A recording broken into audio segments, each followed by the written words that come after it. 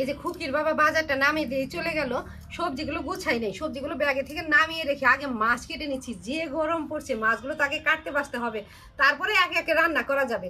কেটে বেছে ধুয়ে পরিষ্কার করে ফ্রিজে নর্মালে রাখলেও চলবে। আর যদিও আজকে দুপুরবেলা আমাকে মাছ রান্না করতেই হবে, আর যে মাছ এনে দিচ্ছে একদম তরতাজা মাছ, সব রকমের মাছই আজকে রান্না করব।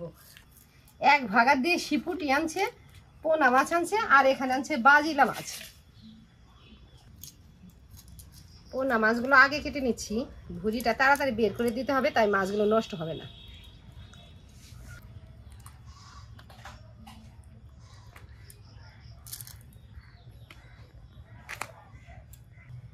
আর এটা তো কালবোস মাছ, তো বড় মাছটাকে আমরা কালবোস বলি আর ছোটটাকে কালকনি বলি। যেমন রুই মাছ, বড়টাকে রুই, আর ছোট থাকতে আমার মাঠামা বলে নুরা, আর কাতলাকে বড় হলে কাতলা, ছোট থাকতে বলে ফেকা। তো যাই হোক, এটাকে আমরা কালকনি বলি। এখন এই মাছটা কেটে নেই, ছাই ভরিয়ে নিলাম। উনুনে রান্না করি, ছাই আছেও, একটু বেশি করেই ছাই ভরাই যাতে তাড়াতাড়ি মাছ কাটতে পারি। রুই, কালবোস, কাতলা এসব মাছ কাটার প্রসেস একই। পাখনা টাকনা ফেলতে হয়, কানকো, ফুলকা, তারপরে আঁশ ছাড়িয়ে যে কয় টুকরা হয় করে নিব।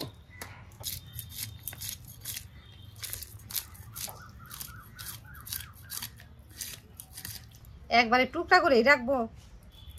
আগে আগে ভুঁড়িটা ফেলে নিই, দাঁড়া, তারপরে যা করি করবো। ভুঁড়িটা বের করে নিলাম, পরে কাটবো। দেখি কেমন করে রান্না করি। যদি আবার খুকি ভাজা খায় তবে একটু বড় বড় করতে হবে, আর যদি তরকারিতে খায় ছোট করতে হবে। যাই হোক, আগে ধুয়ে নেব, পরে কাটবো।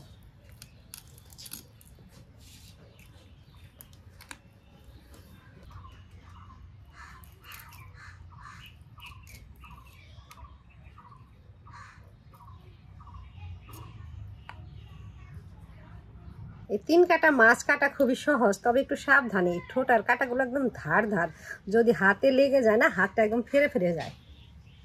এই যে ঠোঁটার দিকে বটিটা বাজিয়ে এদিকে কাটতে হয়। তবে পেট আর কাটা একসাথে কাটা হয়ে গেল। আর এই পিঠের কাটাটুকু একটু লেজা, কেউ চাইলে লেজা কাটতেও পারে, নাও কাটতে পারে। মলা মাছ, 3 কাটা মাছ, এদের যে ছোট ছোট লেজা, এটা কাটলেও কাটা যায়, না কাটলেও কোনো ব্যাপার না, না কাটলেও চলে।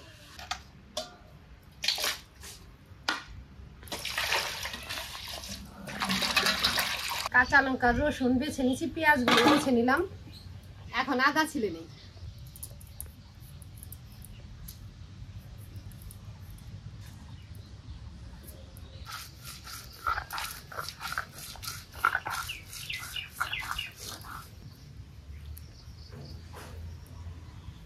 বেশ কয়েক রকমের মাছ আনছে বাজার থেকে, সেগুলো কেটে বেছে ধুয়ে পরিষ্কার করে। আর মাছ কাটতে বসলেই তো আশ ছেড়ে কাপড়ে লেগে যায়, কাপড়টা বদলে নিচ্ছি, মাছও ধুয়ে নিচ্ছি। আর খুকি বললো কি আজকে সব মাছই আমাকে ভাজা করে দাও, এটা বললে হয়।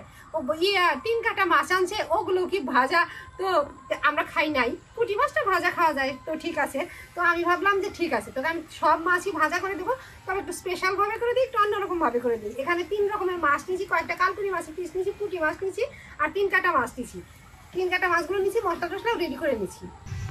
এখানে রসুন, পেঁয়াজ, লঙ্কা বেটে নিচ্ছি, আর কিছু রসুন আর কাঁচা লঙ্কা, পেঁয়াজ কুচি করে নিচ্ছি। এগুলো দিয়ে মাছটা ভালোভাবে মেখে, এর সাথে হলুদ গুঁড়া, লঙ্কার গুঁড়া, ধনের গুঁড়াও দিব, লবণ দিব, সর্ষের তেল দিব, ভালোভাবে মেখে কলা পাতায় ভাজা করে দিব।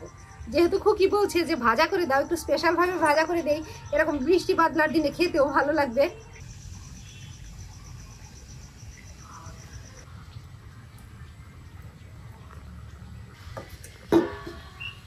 বাটা মশলা, গুঁড়া মশলা, নুন আর হাতে সর্ষের তেল নিয়ে মাছগুলো একদম ভালোভাবে মেখে নিচ্ছি। মেখে ঢেকে ঢুকে রাখলাম। এখন কলা পাতাটাতে রেডি করে নেই, তারপরে মাছটা বসিয়ে দেবো। আর এমনভাবে মাছ রান্না করতে হলে একদম সরাসরি উনুন জ্বালিয়ে রান্না করতে একটু কষ্ট হয়, তবে ওই গরম উনুনে, যেমন ভাত, তরকারি, ডাল এসব রান্নার পরে যে উনুনে আঁচ থাকে, সে আছে এমন মাছটা রান্না করলে খুব ভালো হয়। আমিও উনুনে অন্য রান্না বসিয়ে দিয়েছি, ওটা নামিয়ে দেবো। আর একদম গনগনা উনুনে কলা পাতা এটা বসিয়ে দেবো। উনুনে রান্না করে নামিয়েও দিয়েছি। এখন আমার ফাঁকা উনুন যাচ্ছে, এদিকে আমি কলা পাতাও নিয়ে এলাম। এখন কলা পাতাটা ধুয়ে একটু ছেঁকে তারপরে পাতুরিটা বসিয়ে দিব।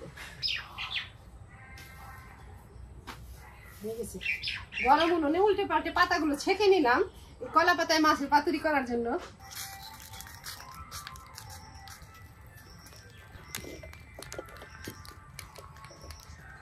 এই কলা পাতা দিয়ে ঢেকে একটা থাল দিয়ে চাপা দিছিলাম। এখন ঢাকা খুলে এই যে অল্প অল্প করে নেড়ে দিচ্ছি। মাছটা যে কি ভালো সেদ্ধ হয়েছে। তবে আমি এই কলা পাতাটা আবার উল্টে দেবো, যাতে এই পিঠটা আবার ভালোভাবে সেদ্ধ হয়। যদিও হয়ে গেছে, আমি খুন্তি দিয়ে একটা উল্টেও দিলাম। মাছগুলো আমি এই গামলাতে ঢেলে, মাছ গামলাতে ঢালিনি, একদম পাতা সহ গামলাতে ঢেলে আবার আমি উল্টে দিচ্ছি। এক পিঠ ভাজা হয়ে গেছে, এখন অপর পিঠও ভাজা হচ্ছে। এই যে একটু তুলে দেখি কেমন ভাবে ভাজা হচ্ছে। এই যে এক পিঠ ভালোভাবে ভাজা হয়ে গেছে, এখন অপর পিঠও এইভাবেই ভাজা হবে। মাছ রান্না করে কলা পাতা সহ থালাতে ঢেলে দিছি। এই পিঠটা যেমন পুরা পুরা হয়ে গেছে, ওই পিঠটা আরো বেশি পুড়ে গেছে।